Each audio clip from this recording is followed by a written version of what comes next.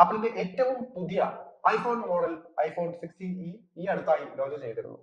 ഇതിന് പിന്നാലെ ഐഫോൺ 17നെ കുറിച്ചുള്ള ചർച്ചകളും സജീവമായി തുടങ്ങിയിട്ടുണ്ട്. ഐഫോൺ 17 മോഡലുകളിൽ ബാറ്ററിയിൽ വലിയ മാറ്റങ്ങൾ ഉണ്ടാകുമെന്നാണ് ഇപ്പോൾ ലഭിക്കുന്ന റിപ്പോർട്ടുകൾ.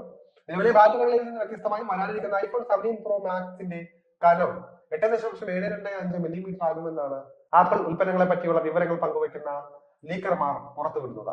ഇതുപോലെ തന്നെ നിലവിലെ ഐഫോൺ 16 പ്രോ മാക്സിന്റെ കനം 8.25 മില്ലിമീറ്റർ ആണ്.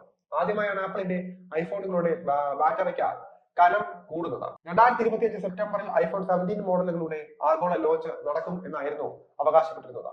ഐഫോൺ 16 പ്രോ സീരീസിന്റെ പുതിയ വേർഷൻ ആകും 17 പ്രോ എന്നാണ് കരുതുന്നത്. എന്നാൽ അത് മാത്രമാകില്ല, ഡിസൈനിൽ അടക്കം മാറ്റങ്ങൾക്ക് വിധേയമായാണ് വരുന്നതെന്ന് റിപ്പോർട്ടിൽ പറയുന്നുണ്ട്. എന്നാൽ ഐഫോൺ 17 പ്രോ മാക്സിൽ 12GB റാം ഉപയോക്താക്കൾക്ക് നൽകാൻ ആപ്പിൾ തയ്യാറെടുക്കുകയാണെന്നും 2025 വരാനിരിക്കുന്ന ഐഫോൺ 17 പ്രോ മാക്സ് മോഡലിലാകും ഇതാദ്യം എത്തുകയെന്നും ലീക്കായ റിപ്പോർട്ടിൽ പറയുന്നുണ്ട്.